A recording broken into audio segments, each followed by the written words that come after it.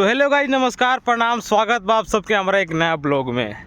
तो जैसे कि आप सबके बता दी कि शूटिंग करे खातिर भाई बड़ा दूर दूर जाए के पड़ेला, लोकेशन खोजे के पड़ेला। तो ऐसे ही एगो शूटिंग, आज एगो अद्भुत शूटिंग करे जाते हैं हम हमार पूरा टीम, आप सब पीछे देख सकतनी।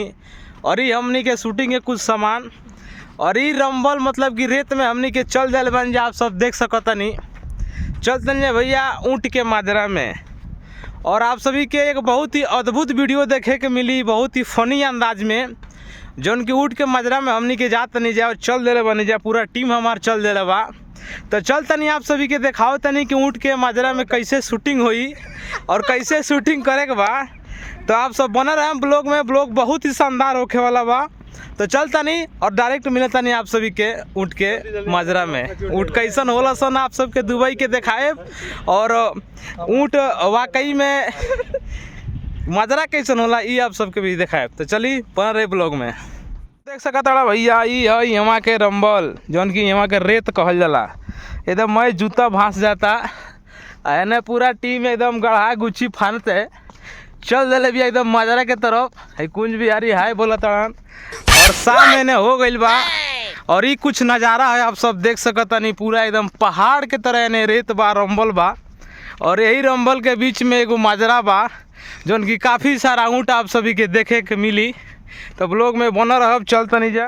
हाँ तो भैया ये देखी, पहाड़ एगो चढ़ला से कम एकर बंच दे ऊपर ना बा, एकदम पहाड़ के नियर चढ़े के पड़ता। और भाई इमे तो रेत में रंबल में ऊँटे चल सकत सन, आदमी के चलत भर में 100 मीटर ले गाँठ फाट जाता। तो देख सकतानी हमनी के पहुँच चुकल बनी जा, और उस सामने जौन झोपड़ी लौकता हरियाली थोड़ा सा, तो वह ऊँट के माजरा हो। तो नीचे भाई उतरत नहीं जा और चलत नहीं जा, दिखाओ तन जा। तो आप लोग ब्लॉग में बने रही। तो फाइनली आप सब देख सकते हैं हमनी के ऊँट के माजरा में आ चुकल बनी जा, और ये सब ऊँट बड़ा सन पीछे देखत नहीं जा, ये सारा ऊँट है पूरा एकदम तबेला में भरल बड़ा सन ऊँट पीछे। तो यही में हमनी के वीडियो शूटिंग होके जाता है। तो वीडियो बहुत ही मज़ेदार हुई भाई, वीडियो को देखिए जा।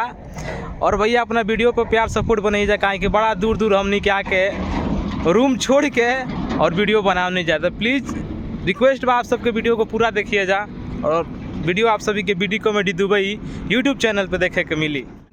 तो ये देख तनी जा ऊँट चरत तारा सन, और एने कुछ ऊँट बड़ा सन, जन के पूरा हमनी के चिहा के देखा था सन कि आखिरकार यूपी बिहार के का करे आ गई बड़ा सन दुबई में। तो ये सब देख सकतनी पूरा ऊँट बड़ा सन।